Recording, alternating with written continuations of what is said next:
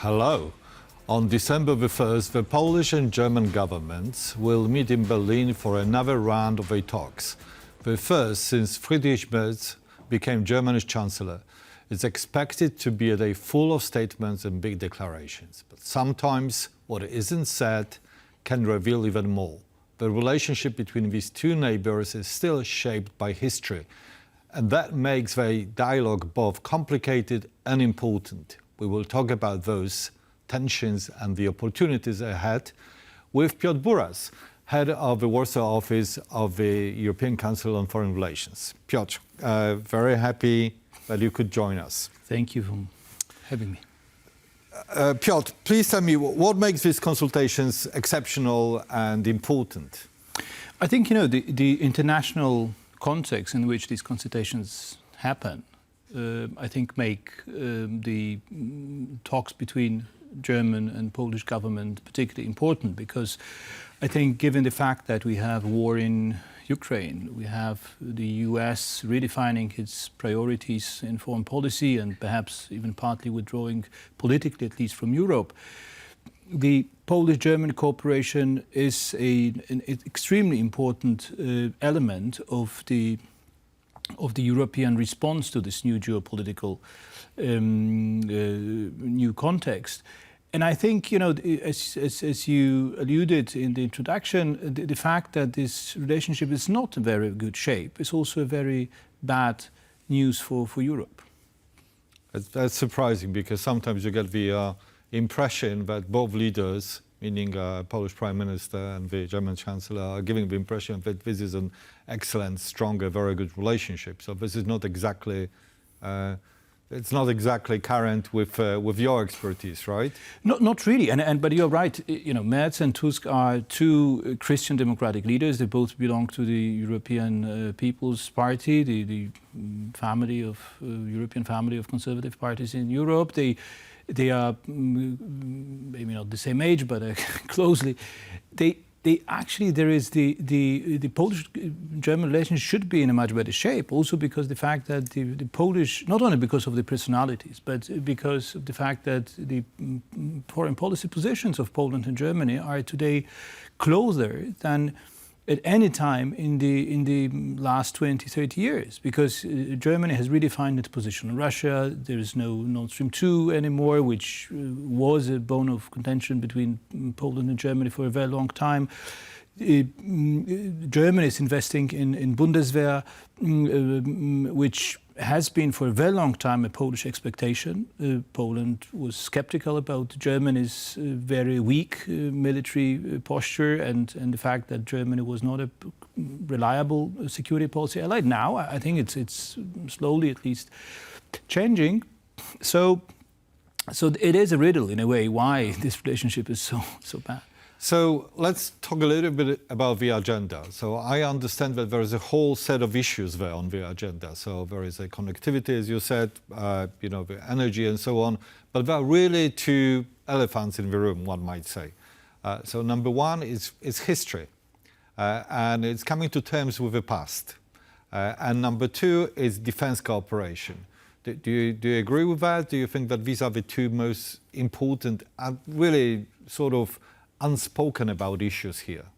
Yes, definitely, and that for many reasons. And I think, history is, of course, casting its shadow on the Polish-German relationship. We have the Polish demands of war reparations from Germany. Of course, nobody basically expects Germany to pay 1.3 billion, or trillion actually, 1.3 trillion euro, which is the figure from the reparation report prepared by the PIS-led government.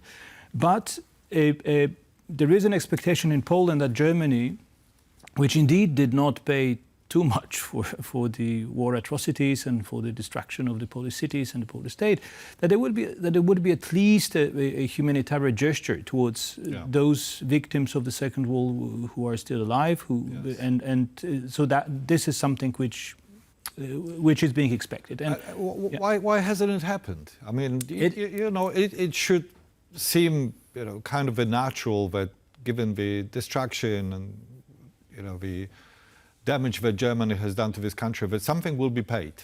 Yes, I mean, we could talk about, the past few decades, why it didn't happen in the 70s, in the 80s, in the 90s, but it's too short a time to explain all that. But the fact is that the issue is not new.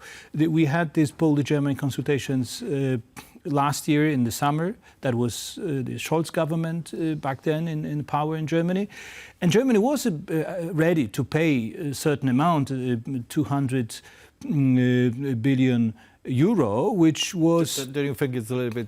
It was too small a sum for the Polish government, of course, compared to the atrocities, to the destruction, to the suffering of the. So that was commensurate. The fact is that there is no such a sum which could be adequate for what the Germans did to the Poles during the Second World War.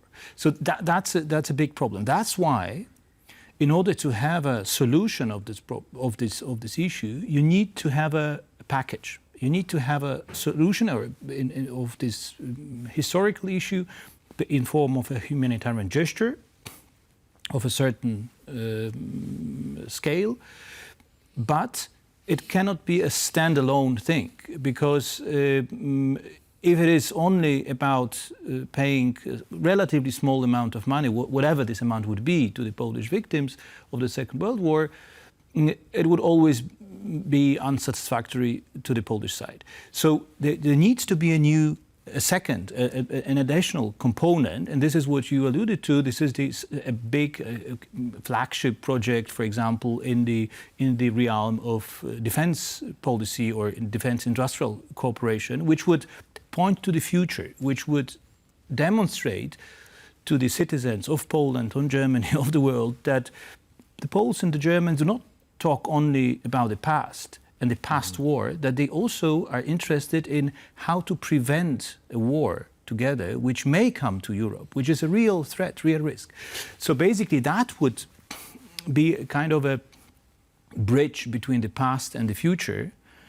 And such a package could probably help to reset this Polish-German relationship. But last year it was impossible to find a compromise on that, and it seems that this year it's not possible either. So, why do you think this is really the case, that there is such a stalemate on these historical issues and dealing with the past? Is the awareness of damage by Germany to this country, is it not there in Germany? Is it something which beyond the level of elites, is it something that the public opinion is even aware of? I mean, of course, they know about Germany's role in the Nazi Germany role in the Holocaust, and then there is some sense of guilt towards Russia, for example. But we have a sense that you don't really see the same sense of guilt with regard to Poland.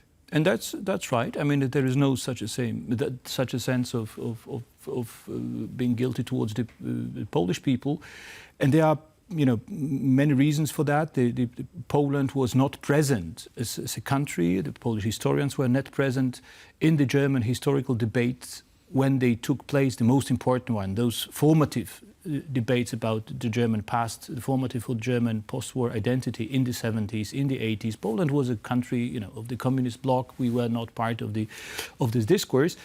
And when we joined Germany in the European Union, it was somehow already too late to basically to become a partner and subject of this historical debates, because the German debate about Germany's responsibility about the past was already in a completely different place. Yeah. But this is the past. But I think at the moment the problem is that the Polish-German relations, also because of the Germans' unawareness of the responsibility for the past towards the Poles, the Polish-German relations are an extremely toxic topic in the Polish domestic politics, and so I'm very glad that you alluded to that, because we've seen some opinion polls coming up, I think about a month ago, from the Institute of Public Affairs, which have confirmed what you are saying, that actually perception of Germany in Poland is not improving. even amongst the young people, is actually becoming worse. So why is it the case? You know, the fact is that, you know, as you said, according to this survey, only 33% of Poles feel sympathy to the Germans, and this is the record lowest level of sympathy to Germany over the last 20 years. So I Why? think Because one would have expected that with the time, that perception would be better. there are at least two important reasons for that, and the one is the very constant and deliberate anti-German propaganda led by right-wing circles and the former government PIS for years. And it bore fruits. I mean, we have the results of in the media, in the public discourse, from the politicians, in a constant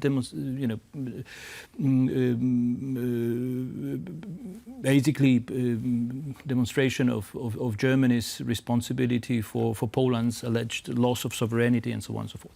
So that's one.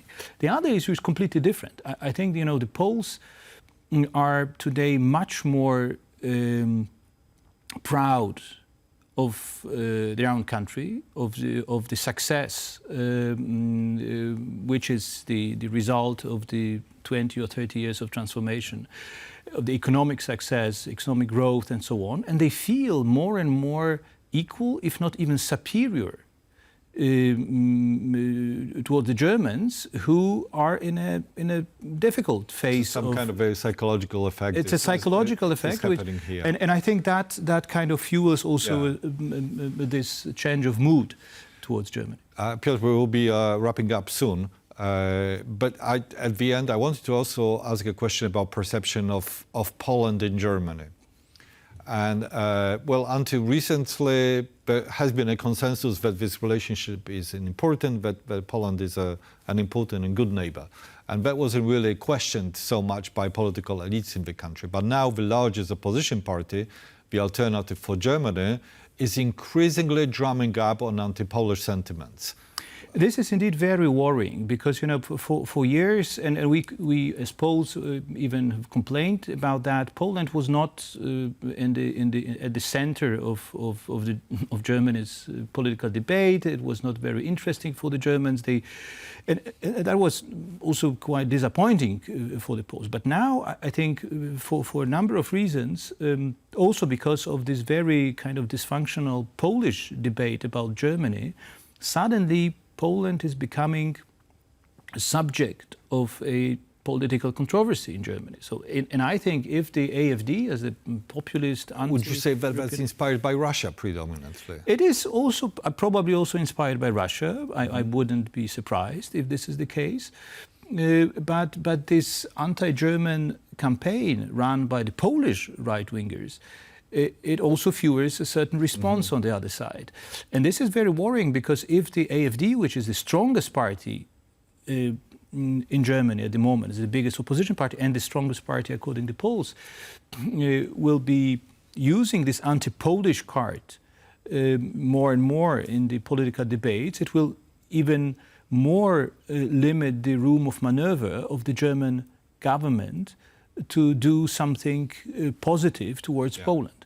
And I think, so I hope that this Polish-German consultations on Monday, that they will be an opportunity to somehow, find maybe not a very long-term compromise, but at least try to mend this relationship and put it on a more kind of optimistic, positive track. Well, thank you for finishing with this optimistic tone. That's all what we have time for today. So that has been Piotr Buras. Thank you very much for sitting with us and for taking time to speak about this super important topic.